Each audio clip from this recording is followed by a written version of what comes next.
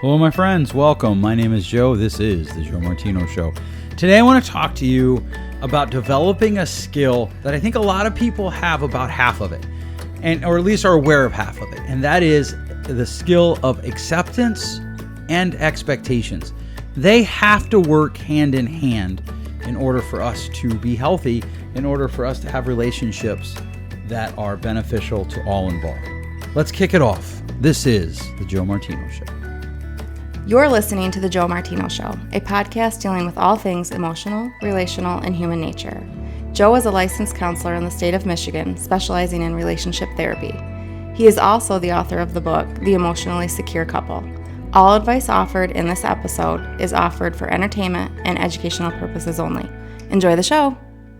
Hi, friends. I hope today is going well for you. Very excited to launch into this topic with you today. I want to talk to you about something that I've been talking with people about now for a while in session, some of my friends. I've been journaling about it, and it's kind of time to go public with it to all of you, and that is the other side of expectations, which is acceptance. We often talk about expectations, or I do at least. I talk about expectations a lot with people when they feel big emotions. I tell them they need to stop and ask themselves, hey, what was I feeling? What was I thinking was going to happen? What was I thinking I was going to feel? What did I think was going to happen? What did happen? What's the gap? Like we need to step back and ask ourselves, what were we expecting in that situation? The other side of that is we have to accept what is. And this is where it gets really exciting for me, and I get to geek out for a little bit and nerd out. And we can talk about this idea of here's one of the things that I think is not working for us in how we approach expectations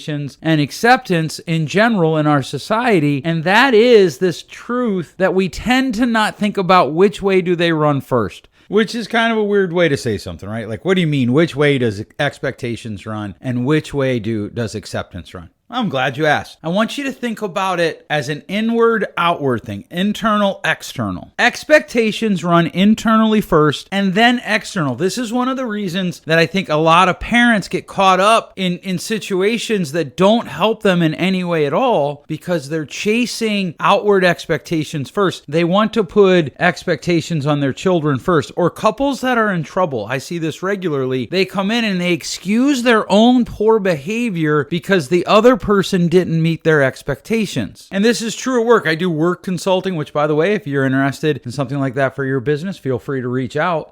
You know, as we're talking through things at work, often I will hear from people about how they can excuse their own behaviors because they don't, the other person didn't meet their expectations. That's what we call external expectations first. External expectations are, I have expectations on you that you need to meet, and I should have those. We should have expectations on people. We should have expectations about how they're going to interact with the world, how they're going to interact with us. There are people that I don't hang out with because of the things that they engage in. And there are other people that I do hang out with because of the things that they engage in. That's what boundaries are. There are people who like drama. I tend to try to limit them in my life, right? And so we need to have expectations for other people. But before we can get to expectations for other people, there is this part of personal responsibility that we cannot ignore, and that is that we have a need to have expectations on ourselves first. Because what happens is if the expectations are on someone else first, when they don't meet those expectations, we are tempted to give ourselves an excuse for engaging in behavior that isn't true to our values. And that's really the most integrated living that we can do, living true to our values. That's what we want to engage in. As we engage in that, what happens? We improve ourselves. There's this element of personal responsibility that I am quite frankly afraid is lost in modern day society, where, you know, we use language like, well, that makes me, he made me, she made me angry, he made me upset. Okay, then if that's true, then you've kind of lost and someone else is controlling your emotions. But of course, we don't believe that. When I say that to people, like, well, no, I'm responsible for my emotions. Okay, you're responsible for how you act out of your emotions. And so you need to start there. We need to start with that type of language. This happened and I felt, but we have to start with our own expectations. I was talking to a couple one time and I said to one of them, I said, you know, and this was in session, I said, the reality is no matter what the other person does, you have to live up up to who you want to be. You cannot say, I did this because my husband did that. I did this because my wife did that. You can say that, I guess. It's not that you can't. You can't say that and be healthy, because healthy people hold their own standard first. Healthy people engage their own expectations first. So I have to have expectations for me first and foremost. I have to have expectations for myself first and foremost. When I used to work at a local mental hospital, and two guys got fired, and there was this staff that was like, oh, we're going to mutiny, blah, blah, blah, blah, blah. And, when I was talking to one of the supervisors at the time, I said, it's all right, we can be professional. She said, well, what do you think about them getting fired? I'm like, it doesn't matter what I think in this context, because in this context, my expectations have to be for myself first, that I am going to act as a professional. And then maybe at another time, we can have a conversation about how I feel. But that's the acceptance piece, because the reality is the position that I was in at the time, they could fire anybody they wanted because it wasn't my call. It was people above me. And that's acceptance. And this is where we get upset, because well, what do you mean? You should have protested. You should have gone and made signs and walked around the hospital. Why? How does that help those kids that need care, right? Self-expectation, expectation that runs inward. Ask yourself, what's the win in what I'm doing? What's the target in what I'm shooting for here? What am I aiming for? What am I looking forward to? What am I hoping to accomplish? What's my mission? What's my desired outcome? And nothing should dissuade me from that except more information, which may help me make a different choice. In other words, a good expectation on ourselves might be, hey, you know what? I might not have enough information right now. Based on the information I have, this is the thing that I'm chasing. This is the thing that I'm trying to do. And I might be wrong. That's a great expectation to have. I could be wrong. And so I want to be aware of new data coming in. This is one of the reasons that I hate the phrase, winners never quit. They quit all the time. They just quit sooner because they gather more information more quickly. They're more efficient at that typically. And so expectations run inward first. They become on us first. I might be wrong. That's a good expectation. I'm doing this and I know that I might get more information and have to course correct. That's a good expectation. Here are behaviors that I expect myself to exhibit no matter what. That's a great inward expectation. Here are words that I expect to say. And so we talk about principles and filters a lot around here, right? Principles of, is what you're saying true? Is it necessary? Because if it's not true, who cares? If it's not necessary, who cares? Then once you decide, yes, it's true and it's necessary that I say it, is it kind and is it helpful? Those are principles that we can put as inward expectations. We can also hold them as external expectations on other people. The challenge there is that you can't force someone else to live up to expectations. Another reason why expectations go internal first. I can hope that you will have expectations and that you'll live by the expectations I have. So let's say that I have a friend who is consistently a half hour late to everything. I can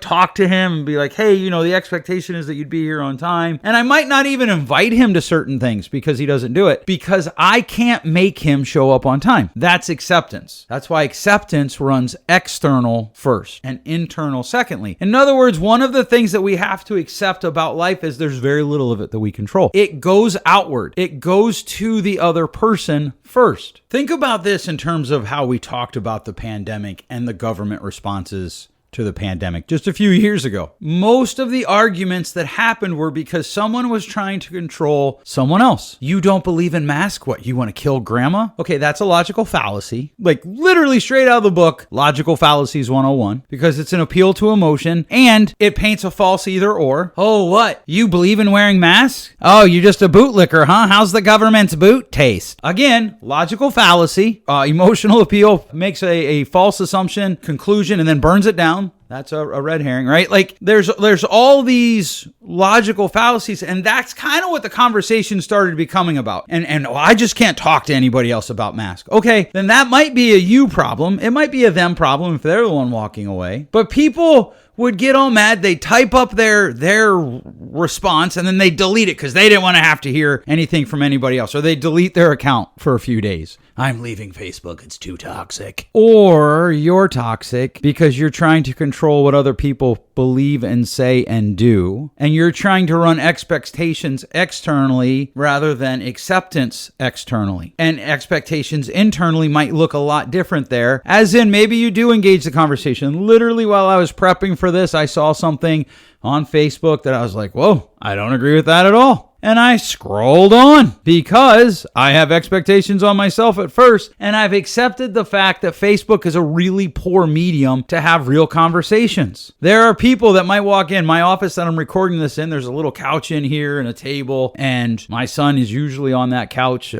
doing different work that he does throughout the day. But I could bring people in here and have a conversation with some of them in here in person. But a number of years ago, I'm talking like 10, 11 years ago, I was at church and a guy walked up and he said something to me and I said, I don't know that I agree with the facts as you understand. And we were talking about a national event and I was talking to someone else and the guy just started screaming at me. Not the guy I was talking to originally, the guy who came up and kind of jumped in. And I was like, I just don't agree with you and I'm not sure this conversation's gone anywhere well. So I said, hey, have a great night. I appreciate it. And he lost his mind. Now I realized looking back, he felt like I was dismissing him and I could have done that better. That's an expectation I have on myself first. I can look at what I did and say, oh, I could have done that better. I could have said to him something else. I could have not, in thinking I was being polite and trying to shake his hand, I was probably coming across as dismissive, which was not my intent. But that's how he perceived it. When acceptance runs outward first, I accept that other people feel things that might not have been my intent,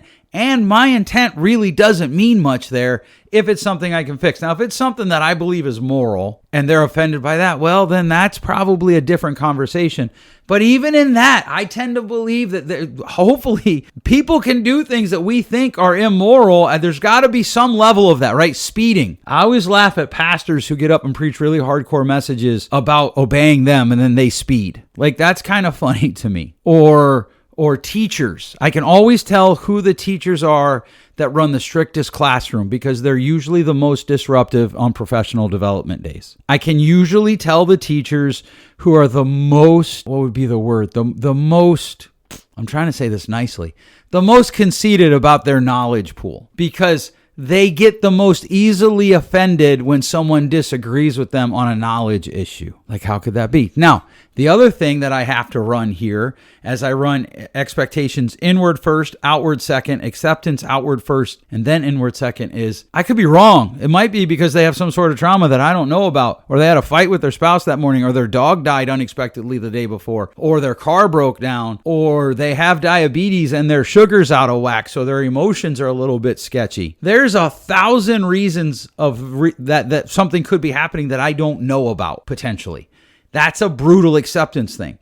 So expectations, I put expectations on myself first. When I work with couples that are in trouble, invariably they've stopped doing that. Their expectations are on their spouse first. And those expectations are usually real and what I would call kind of pseudo expectations. In other words, there's two types of expectations, right? I have expectations that my kids will be where they tell me they're going to be. And they'll be home when I say, hey, you need to be home. I also have expectations that if they're not, there's a reason. And I can trust them to tell me what that reason is, and I probably will just move on with life. And so these are abstract expectations, right? Like they're not necessarily behaviors. I just have the expectations that if something's going on, my kids are going to tell me. Some people are like, oh, what a fool, what a fool. Maybe, but I don't know how you go around in life with the people in your inner circle always expecting that they're going to lie to you. And I'm going to run this out because a lot of times people tend to get frustrated with me on this, and I know that, but here's the thing. I was talking to a client a number of years ago,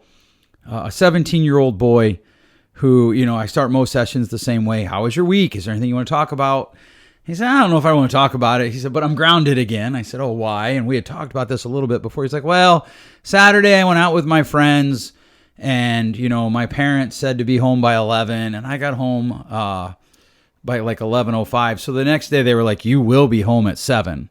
And he's like, I just told them, I don't think I will be. 7 o'clock's a goofy curfew time.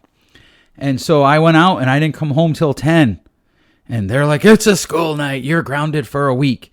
He's like, but what they don't get is I can't see my friends for the week anyhow. So who cares? So I'll be grounded till Friday. And then Saturday I'll get my car back and I'll get to go where I want to go. He's like, my parents just aren't thinking it through. And I know, I'm already imagining, here's an external expectation I have. I'm already imagining the emails that I'm going to get where people are like, well, the parents just didn't set up the punishment correctly. They should have grounded him from Sunday to Sunday. Except intensity doesn't work. Why not have a conversation with them? Like, by and large, I just have the assumption that my kids are going to do something for a reason, and it would behoove me to understand that. Now, I might have to accept that that reason is dumb. I might have to accept that I don't agree with that reason.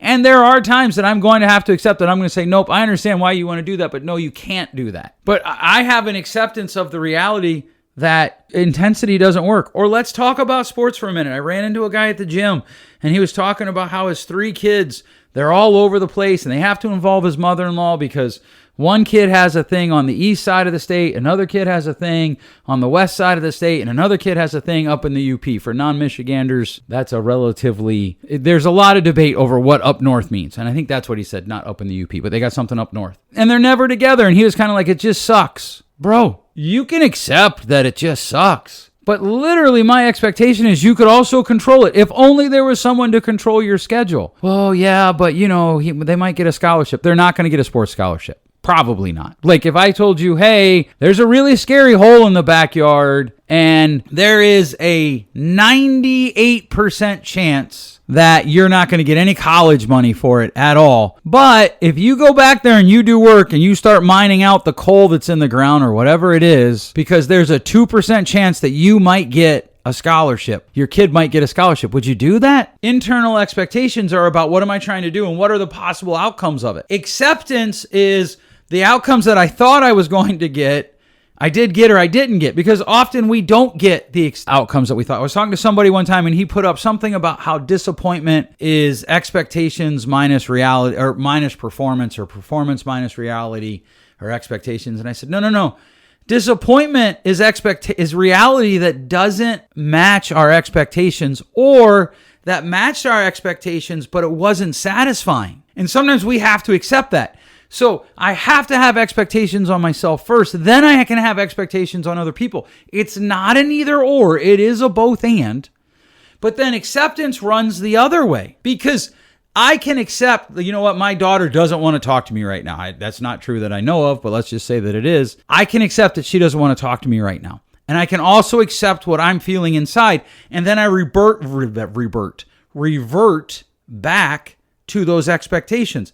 How should I act when my daughter is doing something that annoys me, is doing something that hurts my feelings? How should I act when I'm upset? How do I want them to act when they're upset? This is the other problem. My wife and I talked about how kids will live what they learn and learn what they live. And often, if you don't like a behavior in your kids, you need to look at yourself. That comes directly from expectations first, acceptance second when I'm talking about myself, acceptance first when I'm talking outside of me, and expectations acceptance first when I'm talking outside of me, and then expectations second. In other words, I have to look inward first. I so believe in this message of personal responsibility. Now, invariably, somebody says to me when I have this conversation with them, well, what about all the people that did it wrong for all the years? Sure, but that doesn't mean we should just stop. I was talking to a guy, I was working with him. He's going through a divorce. His wife decided she didn't want to get married, and he had this